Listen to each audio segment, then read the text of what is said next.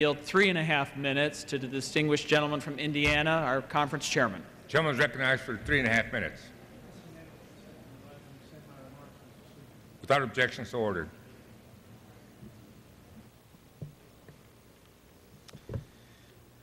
This is truly a remarkable moment in the life of this nation. Some say we're making history. I say we're breaking history.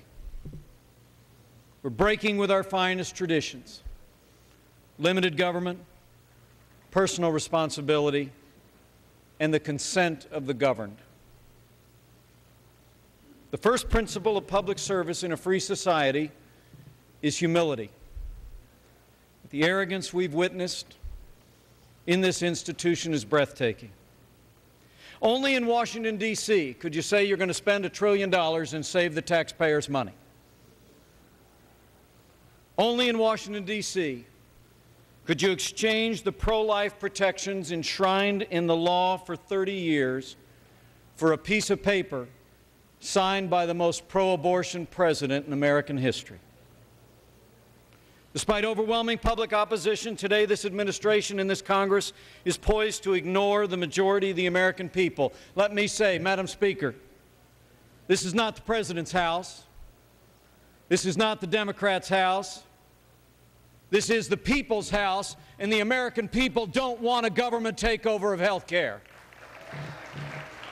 Now, I know they don't like us to call it that, but when you mandate every American have government-approved insurance, whether they want it or need it or not, when you create a government-run plan paid for with job-killing tax increases, when you provide public funding for abortion, that's a government takeover of health care, and the American people know it.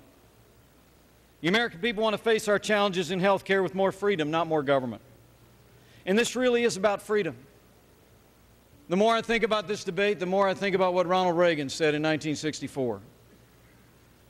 He said then and now, it's about whether we abandon the American Revolution and confess that a little intellectual elite in a far distant capital can plan our lives better than we can plan them ourselves. You know, today we gathered in the old House chamber for a time of worship and prayer. Members of Congress have been doing that for about 200 years. It's a chamber filled with statues of great Americans: Sam Houston, Lew Wallace, Robert Fulton, William Jennings Bryan.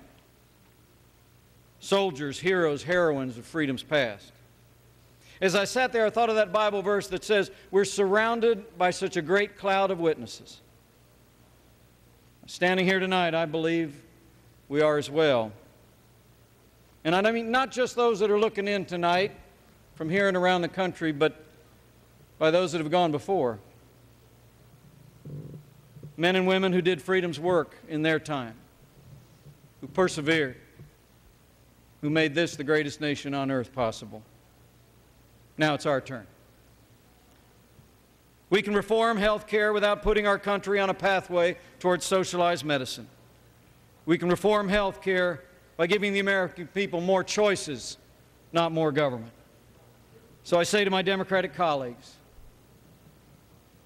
stand with those who have gone before and made the hard choices to defend freedom in their time. Stand with us. Stand for freedom. And the American people will stand with you. Gentleman yields back his time. Gentleman from South Carolina.